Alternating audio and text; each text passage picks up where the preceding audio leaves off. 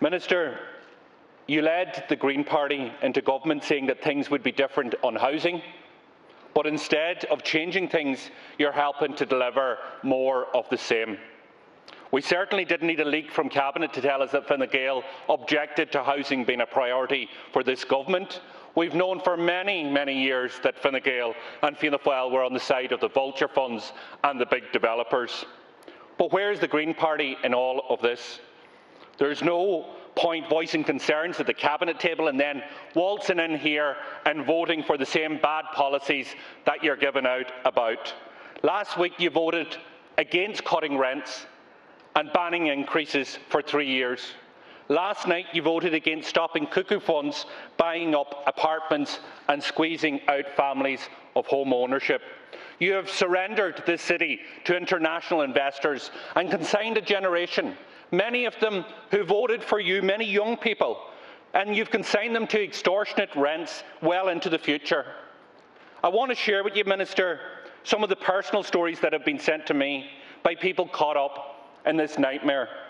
Sarah writes, "My daughter is paying enormous rent. She's trying to save what her and her partner can pay for a down payment, both working, but the banks won't give them a big enough mortgage to buy anything decent. When they go after a house, it jumps up thousands in price. I feel so sorry for them. It seems hopeless." Greg says, "My fiancé is still at home in a house of 10 and I live with my mum, who has a severe disability and has lost all her benefits since I turned 23. We can't move out because of the crisis." Anne says, "My son and his friends are all going to be 30 years of age this year and saving so hard to buy their own homes. But every time they reach an amount in savings, the price goes up and up again, and again the houses are being bought by these vulture funds." Stephen writes, "I'm on the housing list for 10 years, paying rent and have paid for 16 years. I'm sick of it. I couldn't get a mortgage and yet have paid €97,000 in rent." And Amy, Minister, sums up the feelings of an entire generation when she writes, "There is no future for us young people. Trying to rent a house at somewhat reasonable price is near impossible. Right now there are only 9 houses in the whole of Cork priced at €1,000 per month or just under. I've been actively applying for somewhere to live with my boyfriend for the past 2 years, and in total we have been given 4 viewings. 4 viewings in 2 years. How are we supposed to rent a place that's €1,400 and €1,500 a month and try to save for a mortgage? It is impossible to look forward to have a future and raising our families here." So there you have it, Minister. So can I ask you on behalf of those people, why are you accepting this? Why are part of government, you part of government that is shattering the hopes and ambitions of an entire generation with bad housing policies? Policies you know damn well that has put developers and investors first. The Green Party is now up to its neck in this housing crisis. Now, you don't have to respond to me, but please, will you respond to these people, their stories that I just shared with you, and tell them why you have adopted the position that you've adopted? To respond.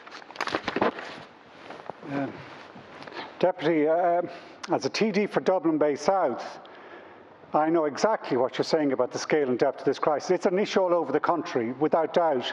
But I'd have to say in the centre of Dublin, it's at its most acute.